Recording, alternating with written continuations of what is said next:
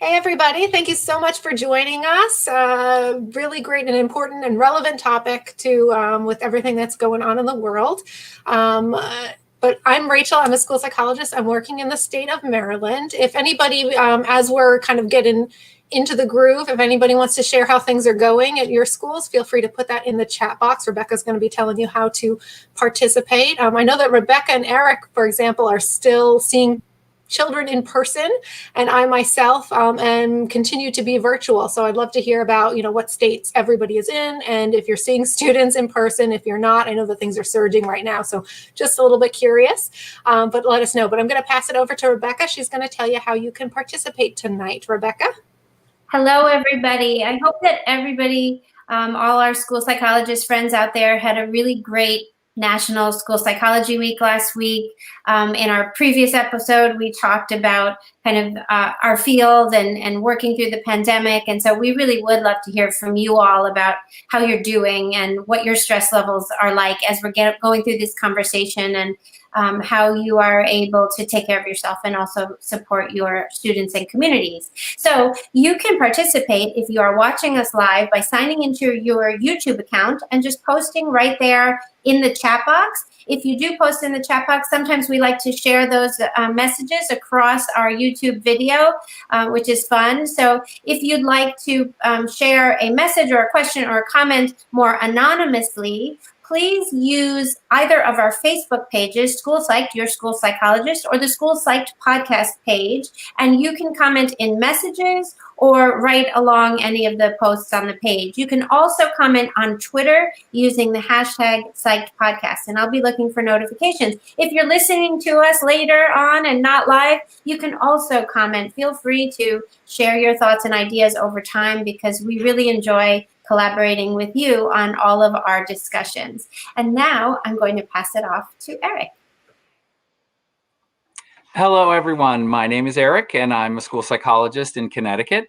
And we are excited to have Karen Gross with us this evening. She's got quite a story. As I was reading through her website and reading some of the things she's done, she has served as a college president, professor, a lawyer, law professor, so lots of experience. She is an author and educator, former college president of Southern Vermont College from 2006 to 2014. From 2011 to 2013, she served as senior policy advisor to the U.S. Department of Education. And prior to that, was a law professor for 22 years. She's written a number of books for both adults and children, and is primarily focusing on trauma, supporting children, and how educators can address trauma. She also serves in the Rutgers School of Social Work for their trauma education program. And her latest book is called Trauma Doesn't Stop at the School Door: Strategies and Solutions for Educators from Pre-K through College. So welcome, Karen. We're excited to have you here and excited to speak with you. Nice to be with all of you. Nice to be with your listeners as well. Wonderful. Well, I'm wondering, as we start off, trauma seems to be a popular term, but there seem to be a lot of different directions and a lot of ways that maybe people are diving in. What might be some good strategies, or at least good ways that educators can get started understanding trauma and understanding how we can support students? So let me start by saying that the word trauma is troubling to many people. The word scares people, it shames people. So I think the first thing to do is acknowledge its existence, and to understand what it means. And it means different things for different people in different disciplines. But for me, it's something that is very different from person to person, what traumatizes them. And what's important is they show trauma symptomology, symptoms of trauma. And it's those that we have to deal with, because if you're not ready, willing, and able to learn, then you can't learn. And trauma impacts both your learning and your psychosocial development. So what I try to do is deal with trauma symptomology and help teachers and school psychologists think about what trauma does to you and then ways to help you overcome it. So if we actually go down on the slides a little bit, let's just start with this and then we'll keep going. So what I say to people is, first you have to name what's going on before you can tame it. And then after you tame it, you can frame it, as in making it important enough and a focus of what we do, like a frame for a picture. So it starts by naming, then taming, and then framing. And by the way, that's also true for feelings. If you can name them, then you can tame them, and then you can frame them. I like that. I think that's a good way to organize and begin to understand that. Tell us, we're on the S slide. I love the 5 S's. Tell us about what this means. Sure. Can I show you something first before then? So what I say to people is, if you said to me, how do you know if something's happening? How do you know if a student is struggling? How do you know? Okay, so picture my fist as your brain, and picture that my thumb represents the limbic system, the feeling system, and the parts over the top here are your cognition. And this down here at your wrist is your primitive brain. That's where your autonomic nervous system stems from. So what I say to people is, students who are traumatized literally flip out. They lose their cognition and they lose their limbic system. And so the 5 S's talk about what trauma takes away, and our job is to put the limbic system back and cognition back so you can get ready, willing, and able to learn and develop psychosocially. So often when kids are dysregulated or disassociated or overregulated, it's worth saying, look, here's what happened to your brain. And then let's do this so we can get back.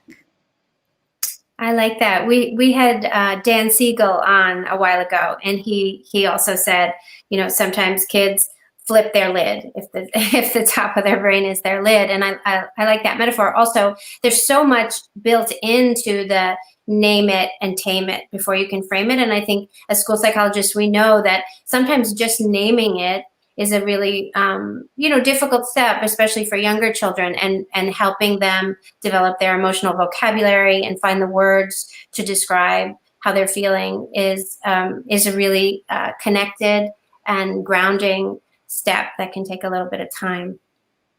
Yes, absolutely. This is not, it's like Rome. It wasn't built in a day. So if we turn to the 5 S's, shall we turn to those? So the S's represent what trauma takes away. And I'll go through each of them quickly, but what's important is the goal is to restore them.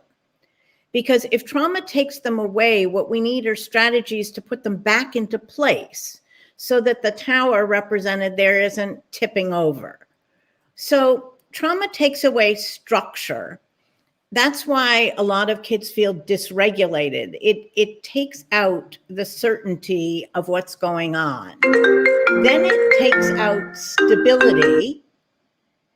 And what we rely on often, or what children often rely on, is the stability of, say, the school environment, or the stability of their family environment, or the stability in the outside world, all of which now are up in the air and unavailable in one fashion or another.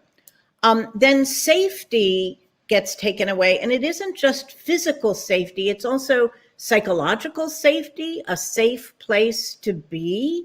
And when you've been traumatized, it feels like nothing is safe. And now with the pandemic and many schools closed or learning happening with masks and social distancing, it doesn't feel comfortable and safe. And then subtlety is a word that I use for personalization, namely that trauma takes away the recognition of you as an individual and it lumps you into a group. And one of the things that many people need in education is to be noticed for who they are, so that people know what they can accomplish and know their capacities. And so belief in self gets eroded by trauma. And lastly, trauma takes away the someones who are not in your family, who genuinely believe in you and with whom you interact and engage on a regular basis. So the reciprocity that forms part of our whole psychological structure gets taken away by trauma. So whether it's a teacher or a coach or a religious figure or whomever it is that provides children with support in addition to their family, that goes when there's trauma. And so you need to restore those 5 S's. Now, would you say that in our current situation, because schooling is so different, whether you're in person, hybrid, or remote, that all students, all children have experienced like a hit to each of these 5 S's in some way, but that not all children will experience the stress and uncertainty, but not all children will feel traumatized or be traumatized by the pandemic situation? So I think it's important to realize that before the pandemic, many children were traumatized. And there are different kinds of trauma. There's trauma that comes from family dysfunction that's traditionally measured by, well, there are 36 tests, but ACE scores or other similar devices. But there's also trauma from community violence and natural disasters and school shootings and floods and things like that. So when you enter the world now and ask, are all children traumatized? The answer is it depends on the child. And an event can be, or a situation can be traumatizing for some people and not traumatizing for other, depending on their life experience before that. And so we used to define things in terms of big T trauma and little t trauma. I think the better way is to think about it as big E events and then little e events. So big E events we have some of those, sadly, like the pandemic has really impacted the lives of children and their schooling. Now, that may not be traumatic for some. For example, children who've been homeschooled might not find that traumatic, whereas for other children, home is not a good place to be, and they would rather be in school, and they get lots of comfort there. So the answer to your question is we're living in a difficult time, but not everyone is experiencing it the same way.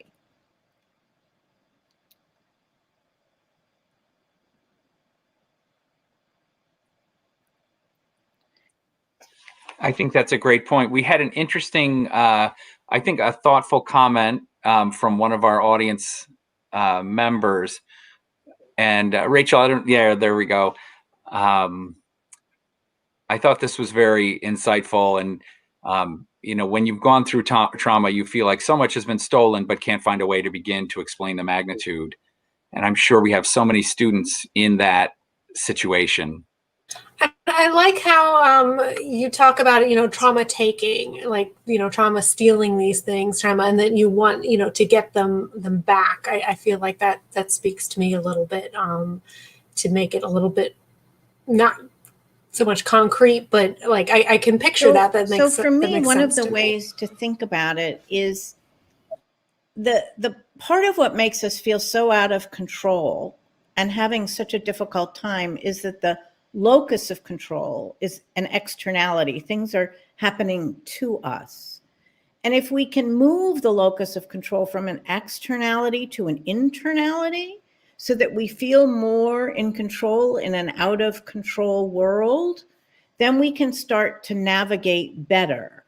And what that means, I think, for educators and school psychologists is that you have to assume that when students show up online or in person, that their mere presence doesn't mean they're ready, willing, and able to learn and engage. It means they're present. That's a good start, but it's not enough. And so what you need is a set of strategies, really a toolbox of skills to rebuild the S's that were taken away by trauma, which differs from child to child. But then what you need is these D words that help you build back where you can go. Now, one more thing, you never get back. Once you've been traumatized, trauma doesn't go away.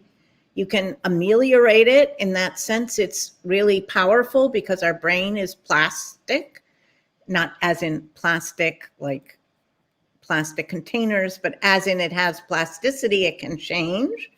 But trauma doesn't disappear. What you do is you come to live with it and deal with it on a go forward basis. And there are lots of things that can help you do that. And that's really the work that I do. And the subject of the book and all the teaching strategies and strategies for psychologists are designed to help people deal with the trauma they have. So you never go back, you only go forward. That's why, for me, it's not like you bounce back, you bounce forward. So, the best example of that is the military. So when I was in the government, I worked a lot with the military and veterans. And the idea originally of many of their programs was when someone returned from service and war, they tried to get them restored to where they were before they left and where their family was. And I kept saying, no, they're not ever going to go back there. Everybody's changed. And so the question is, how do you move forward? Not how do you restore where they were?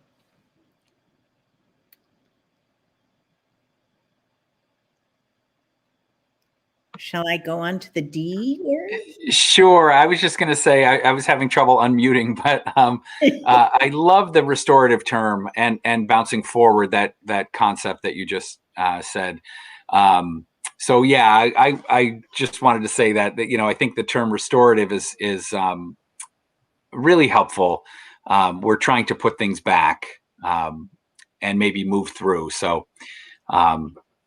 And great comment from Nick. Nick is one of our consistent listeners who's a young person in the field in school. So this is a great comment. I think one of the things hopefully we'll get to discuss maybe are the impacts of trauma brought out perhaps by circumstances this year on communities of color and certainly students who are impoverished as well. So that might be something to talk about too as we continue.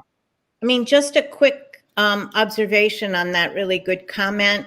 There's an intersectionality between trauma, race, and ethnicity, and the whole set of issues around racial discrimination and ethnic harassment, along with trauma, are not separate silos. They actually are intersecting in critical ways. And how we can help kids deal with that is really important. And one of the sort of observations about the police, and that's police external to the school and police within the school, is what is the focus or aim of people who serve as law enforcement? Is their goal to protect, or is their goal something other than that? Because you have a very different orientation if you put on a trauma lens and a protective lens than if you put on some other lens. So if it's a matter of power and authority, then being a police officer looks very different than if your role is one of cooperation, collaboration, and community building. So the D words.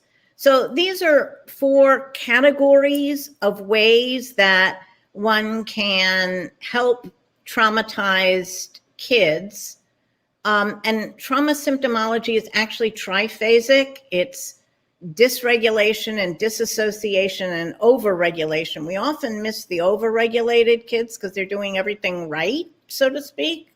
And we don't see that they're working extra hard and doing everything right and being over gratuitous as being a way of compensating for the trauma they're experiencing. So one strategy is diversion. So I think we have to start with the idea that it isn't a waste of time to do some exercises to get the autonomic nervous system under control. And in the beginning, teachers often say, well, wait, I have so much content to cover and it's so difficult. And my answer to that is if the students are on high alert and their autonomic nervous system is activated, however important the content is, they're not going to get it. So to spend the 5 or 10 minutes on a diversionary, quote, exercise is actually helpful because you can center them and bring them back. So I talk about anything that uses your senses at the beginning of class is a way of doing that. Doing a collective tongue twister exercise is a way of doing that. There are a number of activities that you can engage in. I mean, if I told you right now to lay your dominant hand down and take your non-dominant hand and trace your dominant hand so that you create a handprint. If you do that and then try to color it in or write in it with your non-dominant hand, that exercise allows neural pathways to open up because you're doing something that you actually have to concentrate on, namely using your non-dominant hand. So unless you're ambidextrous, but there are exercises like that and similar exercises that are really helpful. So that's what I mean by diversion. And I think missing there, I don't know where it went, is dialogue. So that's one of the D's. So I don't want to lose that D. I think it got hidden in that slide. So dialogue is another method that's hugely important. And dialogue in this context requires that you reference students by name, not just good morning class or how's everyone doing, but Sarah, that was a really good comment you made yesterday. And Juan, I really like the way you thought about that problem, and other ways to engage with students in a more personalized way, whether that's by email or by text or by calling or by sending something. So personalization right now really matters, and dialogue and engagement does too. The draw, clay, dance thing has to do with using your senses and doing something that is overtly not thinking about whatever the trauma was that you're dealing with. So whether it's using clay or drawing something or writing words, one of the sort of critical issues at the moment is that most people have negative thoughts as opposed to positive thoughts. And as all of you psychologists know, we do way better psychologically if we have positive thoughts. The sort of ratio is 3 to 1, other than in the workplace where if you're making criticism, it's 5 to 6 to 1. So if you were to ask people to draw 3 things that they're feeling at the moment, sadly, most people would draw 3 negative things: anxious, scared, sad, something like that. And then you need to match those with positive things that they're feeling so they can see that.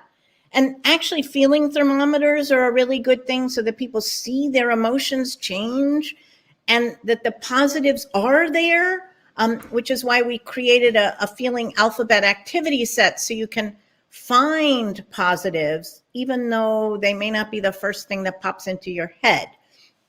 And then dazzle and delight is my way of saying do really fun things. Wear a costume when you teach. I often, when I read some of my children's books, I wear giraffe ears because a lot of the books are about giraffes, or I wear a giraffe suit, or I wear a feather boa or a wig, or I have some streak in my hair of some color.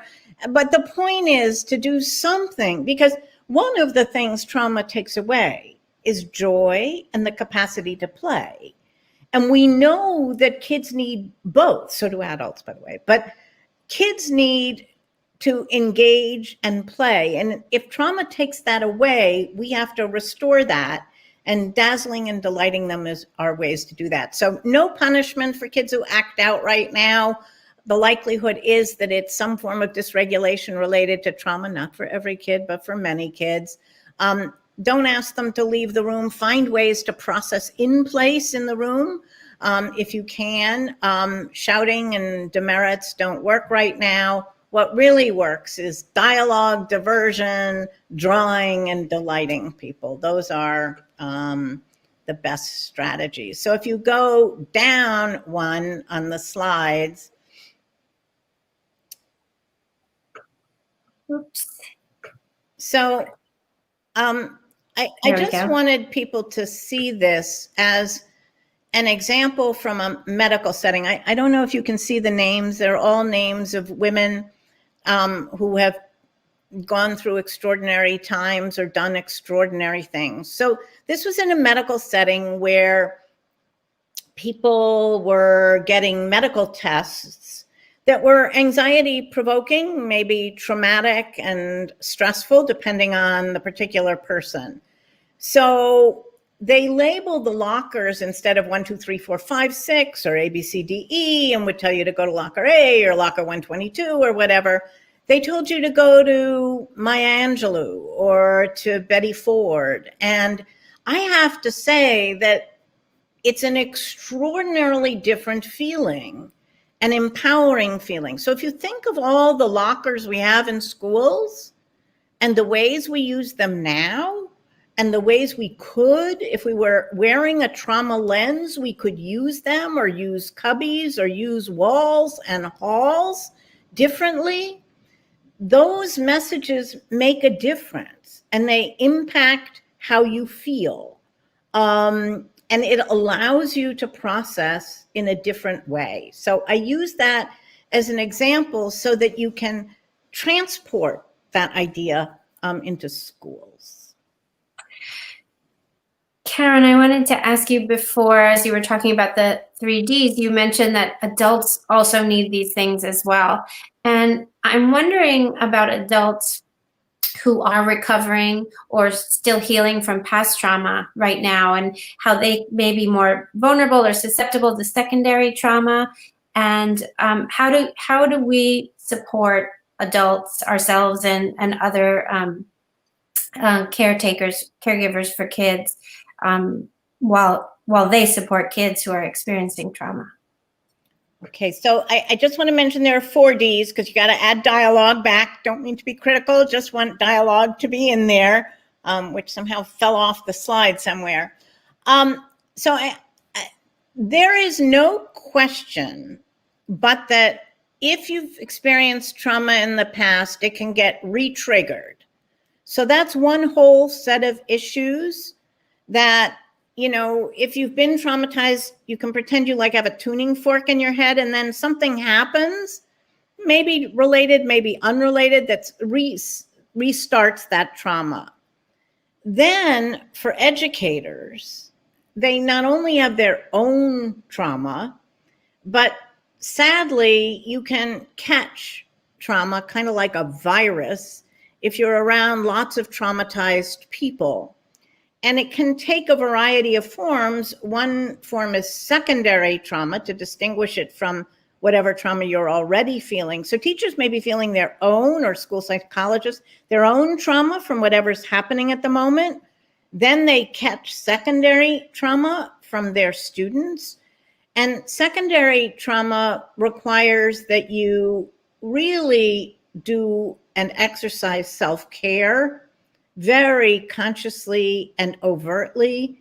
And ideally, if schools were open, they'd have a care room where teachers and psychologists could go, where they could process what's happening in the classroom and process what they're feeling.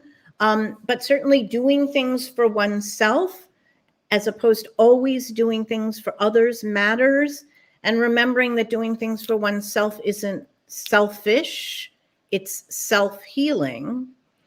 And then for some people, it isn't just secondary trauma, it's vicarious trauma, which tends to be more prevalent in people who've been traumatized before.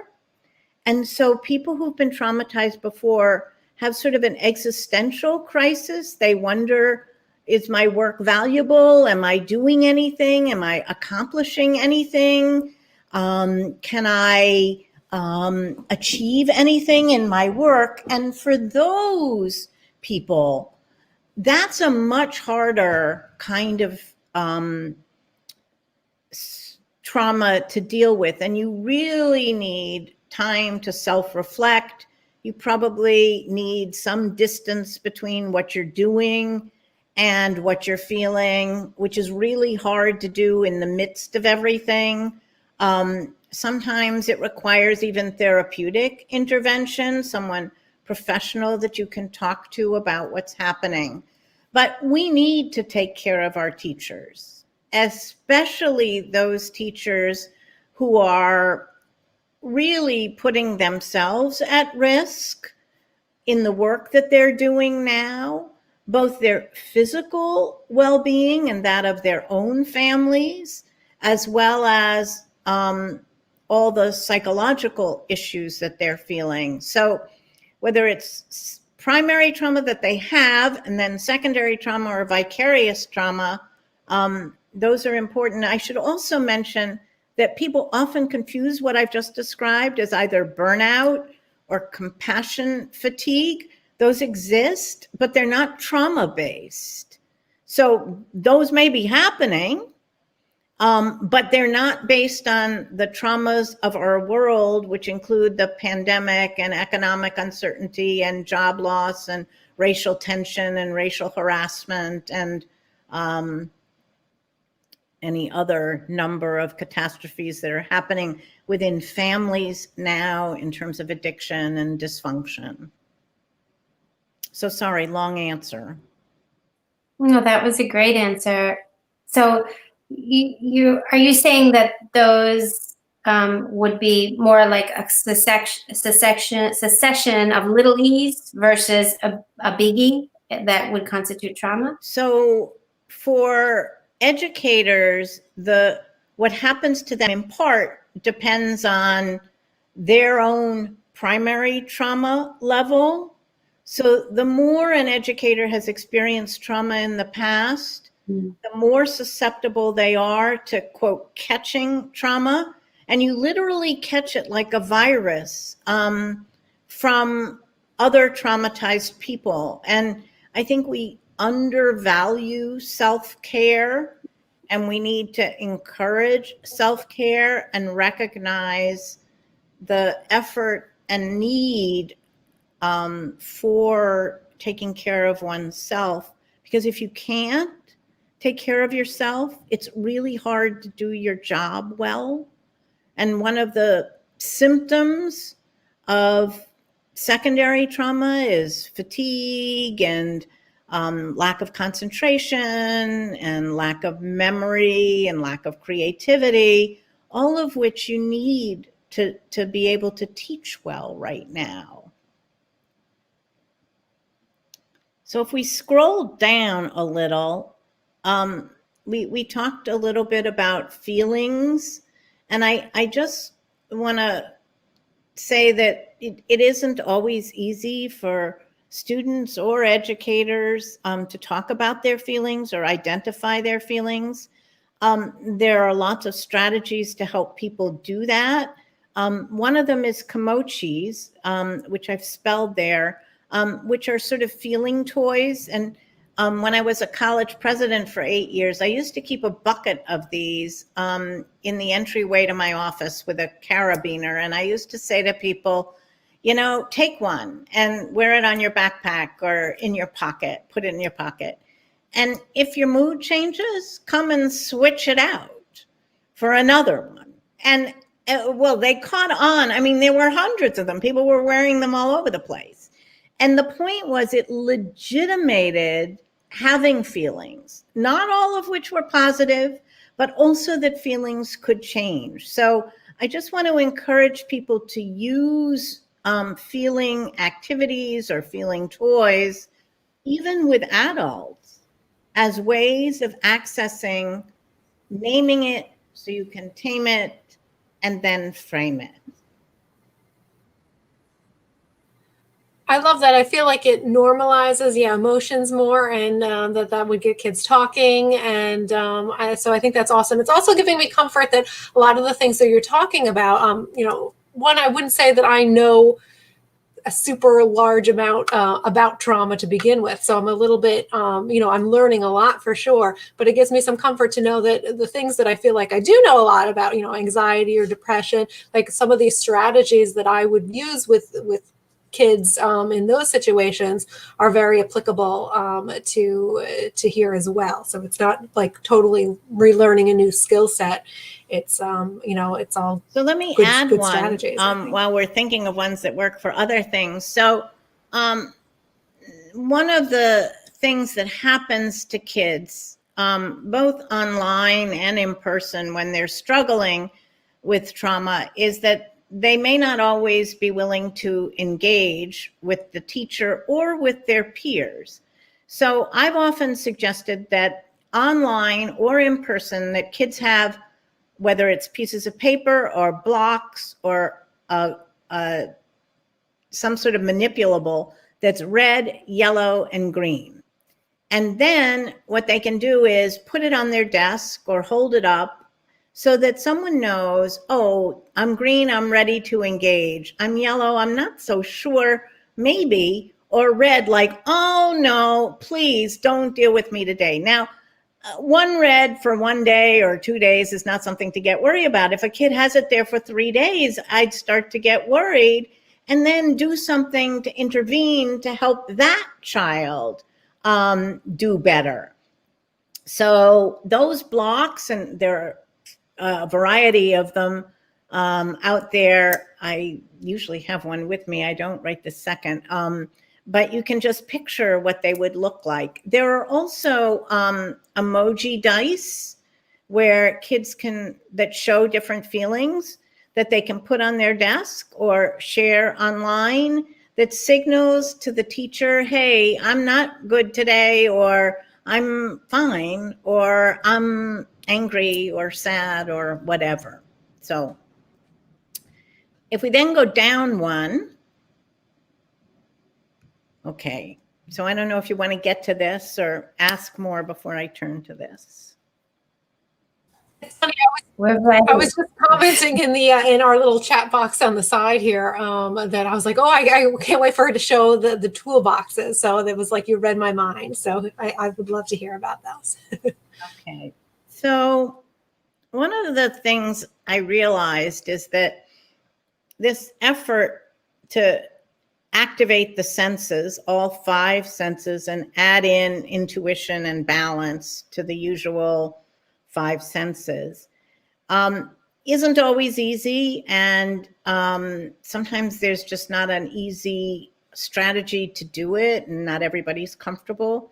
So I suggested creating, and I have mine here, trauma toolboxes. So what a trauma toolbox has in it are items that allow you to use your senses. So here's a feather, right? So it gets it feeling and touch.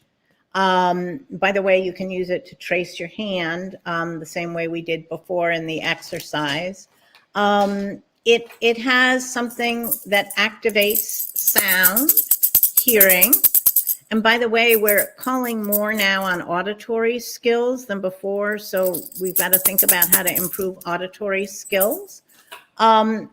I usually have something that has a taste, like a lifesaver, or which is a ironic and good pun, a lifesaver. I've had scented markers that people can use along with a pad of paper so they have something to write with. and then some Play-Doh, something to feel with, and then some construction toys to connect with. Also, pipe cleaners work for that, so you can do that. And then always within them, I try to put in some sort of word or something. So this is a little thing. I don't know. Can you see it says hope? And I hope it's facing the right way. So let me just talk about, so words are powerful. Words can inspire. I use the word hope, and here's why. I think many people think that there's nothing you can do about trauma and you just have to suffer through. And actually, we should have high hope because there are amazing ways of dealing with trauma. It's one of those things that actually we know how to deal with if we can name what it is. We actually know how to tame it. That's really good news.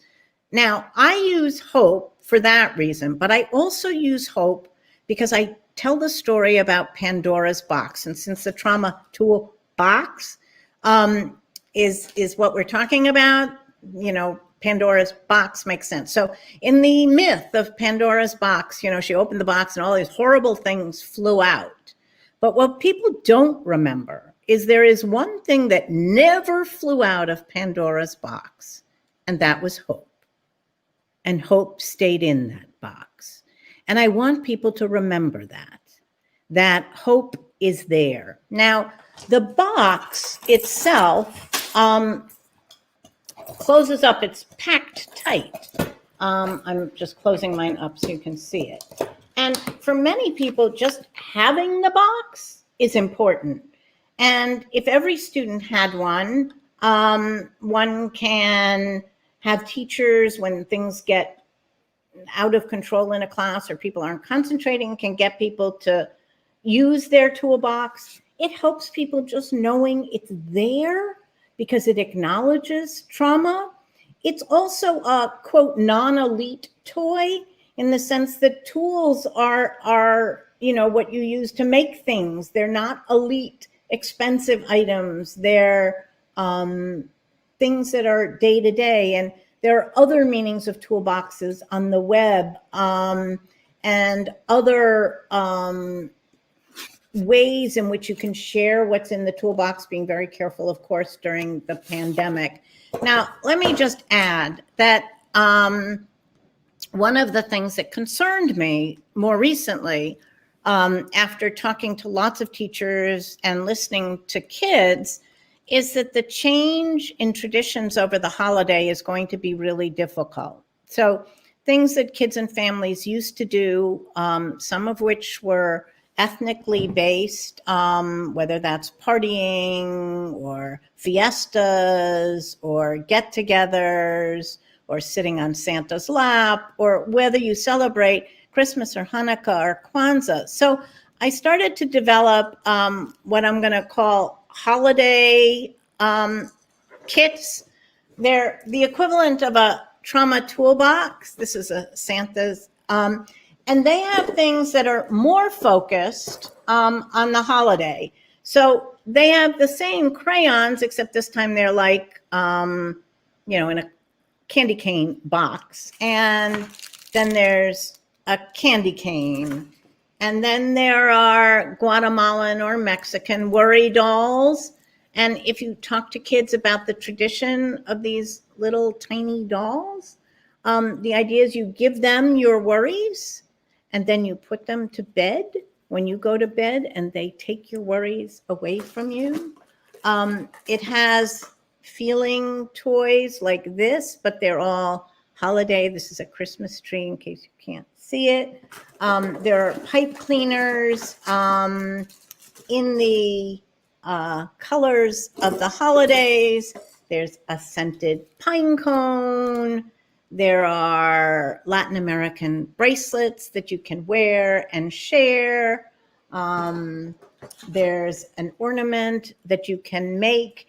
And there's actually an ornament that you can make using your own fingerprint, which gets to personalization. So the idea of these boxes is to do what the regular trauma toolbox does, but to specialize it for the holidays. I love that, and we have a lot of good comments in the chat boxes. People are very, very impressed with all that fun stuff. There was a comment earlier too that I wanted to go back and highlight. Can I give one away if you get the name of someone who would like the little mini trauma toolbox? Yes, One certainly. of your audience members, if they would like one, I can Should make I do my magical pointer? Okay. Yes, do the magic pointing. I know you have a book for a giveaway as well, so hold on, everybody, for that one Okay. too. I pointed to Miss Marie Morales. So Miss Marie Morales, I will message you in the chat, but please send us your email and we'll get it to Karen. Awesome. So there was another comment, and I'm going to scroll back, and it made me think about, we have a lot of kids in the virtual setting, and that. So I've been seeing teachers use kind of like virtual calming tools, virtual like Bitmoji classrooms, Google Classrooms that have resources and online coloring, like mandala type of coloring and whatnot.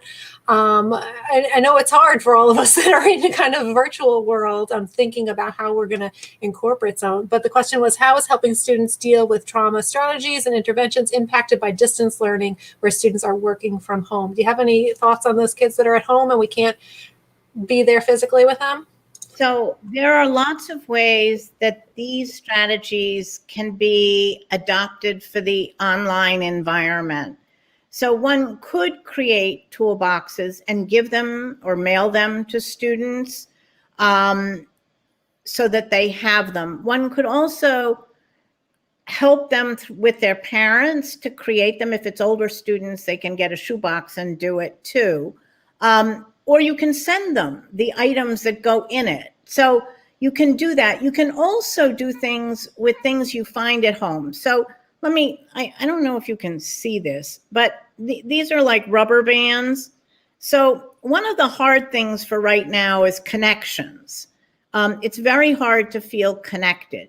So whether you link together paper clips or link together rubber bands, and if you have people create them and do them, say 6 feet, so that you know what social distancing is, just the act of connecting, the actual act of putting these together and hooking them in starts an idea of connection. So there's lots that you can do in the online world of these trauma tools. And in fact, I'll give you one right now if you wanted to do one. So and by the way, I do most of my training now online, and I do all these tools online. So they work online as well as in person. So if I were to tell you all to just stand up for a minute, I'll do it with you. And stand on your non-dominant leg. So if you're left-handed, stand on your right leg. If you're right-handed, stand on your left leg. Okay, don't hold on to anything. If we had time, I would ask you to balance for 30 seconds like this. But let's just do it for a minute. I mean, not a whole minute. I mean, just like a brief second here. Okay, now, what I want you to do is the same exercise, balance on your non-dominant leg, but I want you to do it with your eyes closed. Don't fall down, don't hit anything. But as soon as you try it, you should see how difficult it is to balance with your eyes closed. And so what I tell people about that exercise, and you can have kids do this at the start of class or during class if they're struggling, and they have lots of trouble with their eyes closed, is what's really happening is that balance requires proprioception. It requires that you be able to see and focus on something. All of these tools work on interoception, focusing on what's inside you. So you're doing exercises that are showing balance on the outside as an effort to create balance on the inside. So I've actually written some pieces on how to do all of this online. So if you just Google online learning, trauma responsive online learning strategies, There are a whole set of them. Now, they may not be for the age group you're teaching, but all of these can be adapted and adopted and transformed up in age or down, depending on the strategy.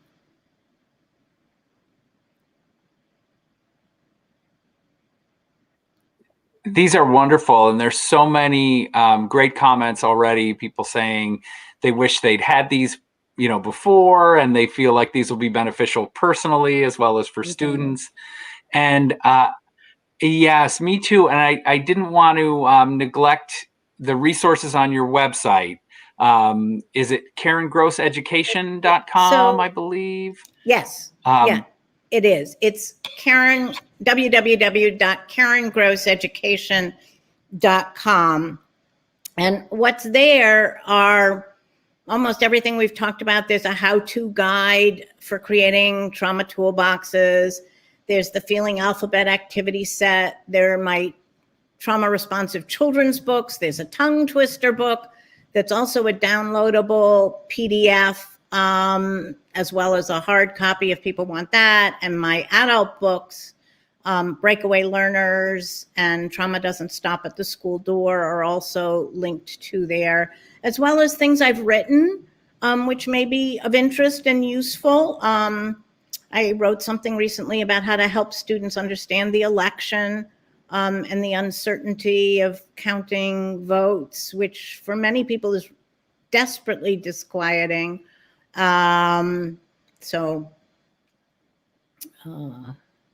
That's amazing. And we at School Psych Podcast for sure appreciate, available resources online and all that stuff. We love putting that stuff in our Google Drive and directing people to that. Awesome. Thank you. So I can't really see that, but I think they're all there on the screen right now in terms of how to find me. And my email is there too. So you're more than welcome to reach out if I can be of help to you. Very nice. I'd like to ask people for any last minute questions, but I know that you have, you're allowing us to give away your book. So we're super excited. So maybe while we're waiting for last questions, Rebecca can adult book. Can do the magic finger. I should also note about this book, it's a lot of my own personal stories are in this book, both as an educator, but also individual stories. So I hope it's a book that not only is theoretically grounded, which it is, but also really in the trenches, on the ground, application of theory to practice, using my own examples and those of my students and those in my own life. So I hope that's helpful.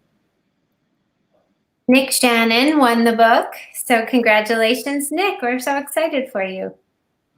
And Nick isn't even, it just floors me every time that he's not even yet, he's in school still, and he joins us with these podcasts. And so I need to figure out, I know I follow you on Twitter, but I need to figure out where you're at, because my district needs to recruit you as soon as you get licensed, because you are awesome and we love it. Yes, Nick is in California, not to give away your info, Nick, but we would gladly recruit you to the East Coast if you're interested. I wanted to make one comment that I thought was really thoughtful and insightful, or at least pick up on something Marie said about, had she had these resources earlier, they might have made a difference for her. And I really think sometimes the great work and growth that we're doing as adults in the field, we have the opportunity to perhaps be the adults maybe that we needed as children, and that some of our students need. And so I think it's really beautiful and insightful for us to address trauma, and our own needs, and the support of adults perhaps that we might have needed. So I thought that was just a wonderful comment that she made, and wanted to really resonate that, and just thank Karen for this good work and helping us with these insights and strategies and ideas. So one of the hardest things for me is that we actually don't train teachers. and often school psychologists or school nurses on how to respond to trauma. And maybe one of the bright sides of all of this is that it'll become more common for both schools to become trauma responsive and the individuals within those schools to become more trauma responsive. Because there are two reasons this really matters. One is that this is Generation T, generation trauma. I mean, if you just think about everything that's happened since 2001, and we name generations. So I've named this one, sadly, Generation T. But I also worry about the epigenetic transmission of trauma, which is the transmission across generations, and not just as a matter of culture or habit, but there's new science showing there's literally, well, it's not DNA, but RNA transmission of trauma from one generation to the next. And it's been seen in Holocaust victims, and it's been seen in people who've gone to war, and it's been seen in minority communities and in Native American communities. So we should be really worried about addressing trauma so that we don't create another generation that's born traumatized. That's so true. I remember reading about that when that came out a while ago about epigenetics, reading an article on that, and it was looking at Holocaust survivors and how generations later that can be kind of traced, like your grandchild will have, indicators for that. And so it's so important. And like you said, we need to, I feel like, we need tier 1 kind of trauma responsive practices, because you never know kind of who's, especially with a pandemic, who's suffering from that. And then a lot of the great kind of strategies and whatnot that you've shared with us tonight. So thank you so much for all of that. I hope it's been helpful. Yes. For sure. I want to remind everybody that we've got another episode. I just dumped a whole bunch of episodes on the Facebook events page. So we've got several that are up there. And our next one is with Dr. Flanagan. We're not sure what we're going to be talking about yet, but I'm sure it'll be a good one. So thank you, everybody. Thank you, everyone. Thank you, Karen. Thank you, Karen. All of you.